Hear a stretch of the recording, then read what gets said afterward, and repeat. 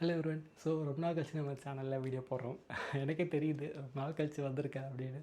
But at the same time Fantastic Four first படத்தோட movie review and at the same time spoiler இருக்கும். உங்களுக்கு நீங்கள் படம் பார்க்கலன்னா பார்த்துட்டு இந்த வீடியோவை பாருங்கள். அதர்வைஸ் பார்க்கணுன்னாலும் பாருங்கள், ஒன்றும் பிரச்சனை இல்லை. அந்தளவுக்கு ஸ்மைல் பண்ணுற அளவுக்கு இந்த படத்தில் ஒன்றும் இல்லை. ஏன்னா ஆல்ரெடி மார்வல் அவனே வந்து ஸ்மைல் பண்ணியிருக்கா, பறக்க விட்ருக்கா. வாரம் ஃபுல்லாக டெய்லி ஒரு இன்னும் மினி ட்ரெய்லர், அந்த ட்ரெய்லர், இந்த ட்ரெய்லர், டிவி ஸ்பாட்டுன்னு சொல்லி பறக்க விட்டு கடைசியில் அது கதை நமக்கு என்னென்னு தெரிஞ்சிச்சு ஆல்ரெடி. அதை வந்து உட்காந்து படமாக ஒரு 1 hour 45 minutes பார்க்கணுமா அப்படின்னு சொல்லிட்டு தோணுச்சு. But after Avengers end game இந்த படம் சாலிடாக ஒரு ஹிட்டுன்னு சொல்லலாம்.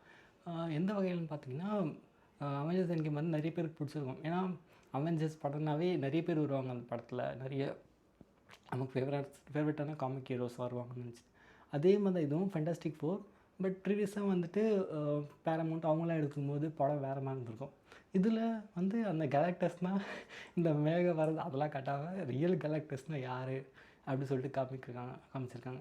ஸோ கிராஃபிக்ஸ் அளவு சொல்லப்போனால் ஓகே தான். But at the same time வந்து கதை ஆல்ரெடி தெரிஞ்சது தான் எல்லாமே என்ன நடக்க போகுது. பட் லாஸ்ட்டாக வந்து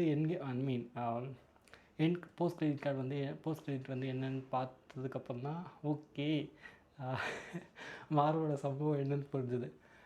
ஓகே, அதுக்கு முன்னாடி வந்து நம்ம படத்தோட ஒரு ஒன்லைன் ஸ்டோரி பார்த்துக்கலாம். என்னென்னா, ரீட் ரிச்சர்ஸ் ஆட்டு தெரியும் இவங்க 4 பேர் வந்து மெயின் ஸ்டோரின்னு சொல்லாமல் கட் பண்ணி அவங்க பவர்ஸ்க்கு வந்ததுக்கப்புறம் ஒரு கொஞ்சம் வருஷத்துக்கு அப்புறம் காட்டுறாங்க அவங்களுக்கு இன்னும் என்ன பண்ணிகிட்டு இருக்காங்க அப்படின்னு சொல்லிட்டு. ஸோ கிட்டத்தட்ட வந்து அவங்களுக்கு குழந்தை பிறக்குது. ரீட் ரிச்சர்ஸ்க்கு வந்து குழந்தை பிறக்கிற மாதிரி காட்டி ரீட் ரிச்சர்ஸ் வந்து குழந்தை பிறக்கிற மாதிரி காட்டியிருக்காங்க. அது யாருன்னு தெரியும், ஃப்ராங்க்லின்.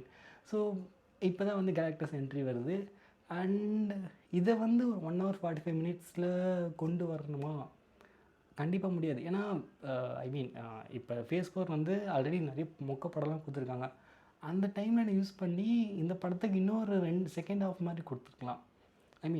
ஃபென்டாஸ்டிக் ஃபோரே ஃபஸ்ட் ஹாஃப் ஒரு படமாக எடுத்துகிட்டு செகண்ட் ஹாஃப் வந்து வேறு மாதிரியான ஒரு கதையை கொண்டு போயிருந்தா இந்த ரஷ் பண்ணி போகிற மாதிரி இருக்குது. கிட்டத்தட்ட ஒரு 1 hour 45 minutes நீங்கள் எல்லாத்தையும் புரிஞ்சுக்கணும்.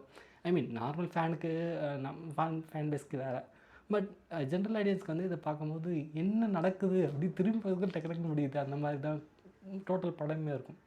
அண்ட் எனிவே அதுக்கப்புறம் வந்து ஆல்ரெடி தெரிஞ்சது தான் எல்லோரும் ஆக்டிங்கும் சரி, அது அந்த ட்ரூ காமிக் அந்த டோன் கிட்டத்தட்ட சூப்பர்மேன் வந்தால் இதில் கொடுக்க பார்த்துருக்காங்க. It's good only. அண்ட் கடைசியாக வந்துட்டு கிளைமேக்ஸ் எல்லாருக்கும் தெரிஞ்ச விஷயம் தான். ஸோ கேலக்டர்ஸ் வந்துட்டு இப்போதைக்கு அங்கேருந்து அனுப்பியிருக்காங்களே தவிர இந்த 618 நினைக்கிறேன் 618 அனுப்பியிருக்காங்க தவிர பட் மொத்தமாக அழிக்கல. அந்த மாதிரி வந்து கதை கொண்டு போயிருக்காங்க. மேபி அவெஞ்சர்ஸ் டூம்ஸ்டேயில் என்ன நடக்க போகுது அப்படின்றது ஒரு ட்விஸ்ட்டோடு அங்கே முடிச்சிருக்காங்க. ஸோ போஸ்ட் கிரெடிட்ஸின் ஆல்ரெடி தெரிஞ்ச விஷயம் தான். சூஸ்ட்ராம் வராங்க. அதுமாரி அங்கே கட் பண்ணி ஒரு 4 வருஷத்துக்கு அப்புறம் நடக்கிற மாதிரி சூஸ்ட்ராம் வந்து பேஸ்டர் பில்டிங்க்கு திரும்ப வராங்க. வரும்போது அங்கே ஃப்ராங்க்லின் வந்து நின்றுட்டு இருக்கார். அப்போ குழந்தைங்க இப்போ வந்து ஆல்மோஸ்ட் ஒரு 4 வருஷம் குழந்தைனா எப்படி இருப்பாங்க தெரியல, அந்த ரேஞ்சுக்கு நீங்கள் நடக்கிற மாதிரி. அப்போ வந்து ஒரு மாஸ்க் போட்டுட்டு சம்பவத்தோடு ஒருத்தர் உட்காந்துட்டு இருக்க மாதிரி. மாஸ்க் வந்து ஃப்ராங்க்லின் கையில் இருக்குது. இவர் ஃப்ராங்க்லின் வந்து அவர் டாக்டர் டூமோட ஃபேஸை வந்து பிடிச்சிட்டு இருக்க மாதிரி. டாக்டர் டூம் ஃபேஸ் காட்டல, பட் என்ன யார் அப்படின்னு சொல்லிட்டு எல்லாருக்கும் தெரியும். ஸோ இங்கே தான் கதை வந்து முடியுது. But at the same time இந்த கதையில் வந்து 2 விஷயம் இருக்குது. ஒன்று, ரீட் ரிச்சர்ஸ் வந்து அந்த ஒரு இடத்துலேருந்து இன்னொரு இடத்துல டெலிபோர்ட் ஆகிற அந்த மிஷினும் அவர் கண்டுபிடிச்சிட்டாரு. செகண்ட் திங் வந்துட்டு பட் அங்கேருந்து அந்த யூனிவர்ஸ்குள்ளே தான் போக முடியுமே தவிர வேறு யூனிவர்ஸ்குள்ளே போனோன்னா இன்னொரு ரீட் ரிச்சர்ஸால் தான் முடியும் அந்த மிஷின் பில்ட் பண்ண.